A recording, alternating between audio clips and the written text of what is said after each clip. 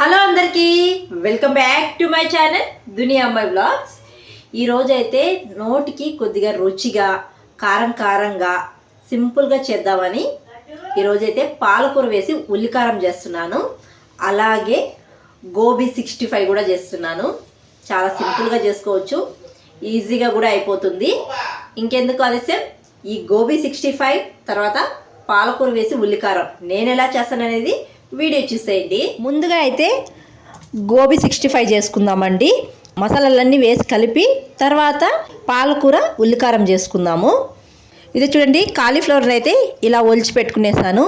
ఈ కాలీఫ్లవర్ని వేడి వాటర్లో వేసి 1 నిమిషం ఉంచి తర్వాత తీసుకునేయాలి.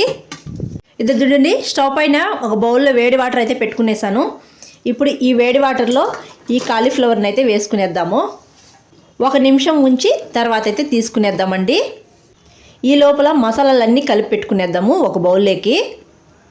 గోబీ 65కి మసాలా కలుపుకోవడానికి ఒక బౌల్ తీసుకొని కార్న్ఫ్లవర్, తర్వాత శనగపిండి, తర్వాత బియ్యపిండి కొద్దిగా క్రిస్పీనెస్ కోసము, తర్వాత అల్లం వెల్లుల్లి పేస్టు, తర్వాత గరం మసాలా, తర్వాత రెడ్ చిల్లీ పౌడర్ కారానికి తగ్గట్టు వేసుకోవాలి. తర్వాత గడ్డ పెరుగండి, కొద్దిగా వేసుకుంటున్నాను పెరుగు. ఇవన్నీ వేసుకొని బాగా కలుపుకునేయాలండి. నీళ్ళు ఏమీ వేయనవసరం లేదు. ఇలా బాగా కలిపేసి తర్వాత కాలీఫ్లవర్ వేసుకునేస్తే సరిపోతుంది. ఇలా కలుపుకునేసిన తర్వాత కాలీఫ్లవర్ వేసుకొని 1 నిమిషం అయితే అయిందండి. ఇప్పుడైతే తీసుకునేద్దాము. స్టవ్ ఆఫ్ చేసుకొని ఈ కాలీఫ్లవర్లో వాటర్ లేకుండా వడగట్టుకొని మనం కలిపి పెట్టుకున్న మసాలాలు అయితే ఈ కాలీఫ్లవర్ని వేసుకునేయాలి. ఇప్పుడైతే గోరువెచ్చగా అయినాక ఈ మసాలా అంతా బాగా కలుపుకునేయాలి, ఈ కాలీఫ్లవర్కి బాగా పట్టే విధంగా. ఇలా కలుపుకునేసిన తర్వాత సాల్ట్ వేసుకుంటున్నానండి. నేను మసాలాలు వేసేటప్పుడే సాల్ట్ వేయడం మర్చిపోయాను. వేసి బాగా కలుపుకునేయాలి. ఇలా కలుపుకొని మూత పెట్టి పక్కనైతే పెట్టుకునేద్దాం. ఇప్పుడైతే పాలకూర ఉల్లికారం అయితే చేసుకుందాం. పాలకూర వేసి ఉల్లికారం చేసుకోవడానికి ముందు అయితే ఒక మిక్సీ జార్ తీసుకొని 2 పెద్ద సైజు ఆనియన్స్ కట్ చేసుకున్నానండి. తర్వాత వెల్లుల్లి కొద్దిగా ఎక్కువ తీసుకున్నాను. ఈ 2 మిక్సీ జార్లో వేసుకునేయాలి. తర్వాత 3 పచ్చిమిర్చి కట్ చేసి వేసుకుంటున్నాను. తర్వాత కొద్దిగా రాళ్ళుప్పు, తర్వాత కొద్దిగా అల్లం పేస్ట్ వేసుకుంటున్నానండి. నా దగ్గర అల్లం పేస్ట్ ఉంది, వేసుకుంటున్నాను. మీ దగ్గర అల్లం ఉంటే కూడా అల్లం ముక్కలు వేసుకోండి. తర్వాత 1 టమాటా కట్ చేసి వేసుకుంటున్నానండి. తర్వాత రెడ్ చిల్లీ పౌడర్ కారానికి తగ్గట్టు వేసుకోండి. ఇప్పుడు ఇవన్నీ మెత్తగా మిక్సీ పట్టించుకునేయాలి. ఇలా మెత్తగా మిక్సీ పట్టించుకొని పక్కన పెట్టుకోవాలి. పాలకూరని అయితే బాగా కడిగి ఇలా సన్నగా అయితే కట్ చేసి పెట్టుకునేసాను. ఇప్పుడు స్టవ్ పైన బాండీ పెట్టుకొని ఆయిల్ వేసుకోవాలి. ఆయిల్ హీట్ అయిన తర్వాత ఆవాలు, కరివేపాకు, తర్వాత ఒక 3 ఎండుమిర్చి ఇవన్నీ వేసుకొని లైట్గా వేయించుకోవాలి.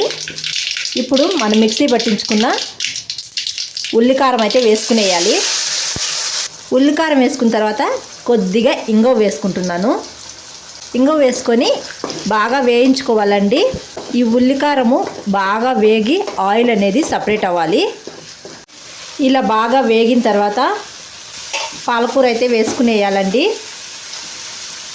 నేను 3 కట్టల పాలకూరని అయితే తీసుకొని ఇలా కట్ చేసి వేసుకుంటున్నాను. ఇప్పుడు ఈ పాలకూర ఆకు వేసిన తర్వాత ఇలా బాగా కలుపుకునేయాలి. పాలకూర ఇలా కలుపుకున్న తర్వాత పాలకూర బాగా మగ్గి ఆయిల్ పైకి తేలే వరకు ఉడికించుకోవాలి. మూత పెట్టి ఉడికించుకునేద్దాం. మధ్య మధ్యలో కలుపుతూ ఉండాలండి. ఇది చూడండి, ఆయిల్ అనేది సపరేట్ అవుతుంది.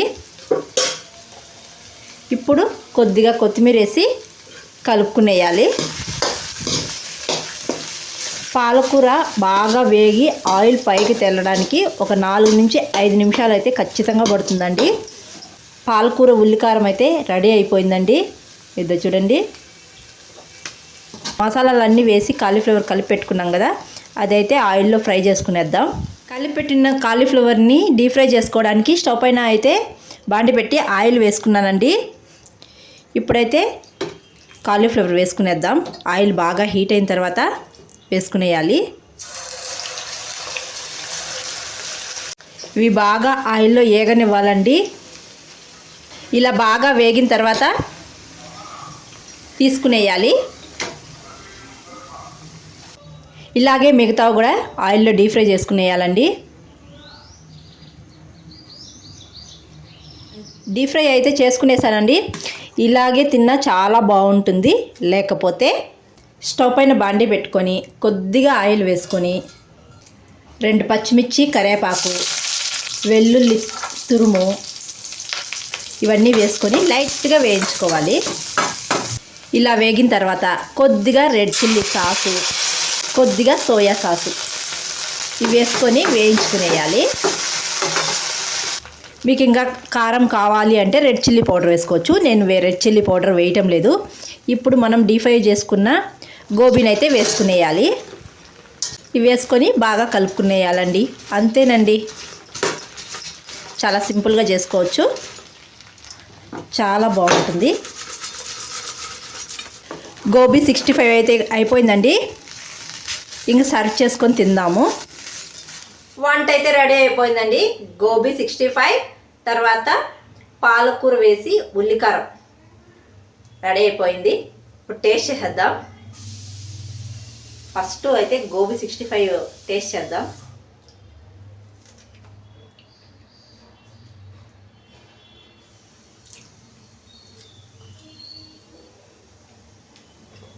గోబీ 65 చాలా బాగుందండి. ఉల్లికారం చూద్దాము.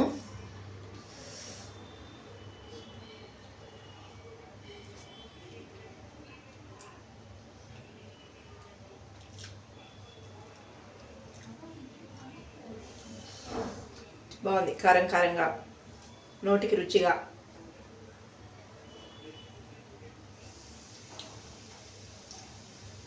వేడిగా తింటే అంటే చాలా బాగుంది. ఇది ఈరోజు నా లంచ్. అయితే నోటికి రుచిగా తినాలి అనిపిస్తూ ఉంటే ఇలా చేసుకున్నాను అనమాట. నా స్టైల్ గోబీ 65 తర్వాత పాలకూర వేసి ఉల్లికారం చాలా బాగుంది. మీరు కూడా తప్పకుండా ట్రై చేసేయండి. వీడియో నచ్చితే ఒక లైక్ చేసి, కొత్తగా ఎవరైనా మన ఛానల్ చూస్తుంటే సబ్స్క్రైబ్ చేయండి. మీరు చేసే ఒక లైక్ నాకు మోర్ వీడియోస్ చేయడానికి ఎంకరేజింగ్గా ఉంటుందండి. ఈ వీడియో మీకు నచ్చినట్టయితే మీ ఫ్రెండ్స్కి, మీ రిలేటివ్స్కి షేర్ చేయండి. అలాగే మరొక వీడియోలో మళ్ళీ కలుద్దాం. అంతవరకు to follow Duniya Ammayi vlogs. Thanks for watching. Bye.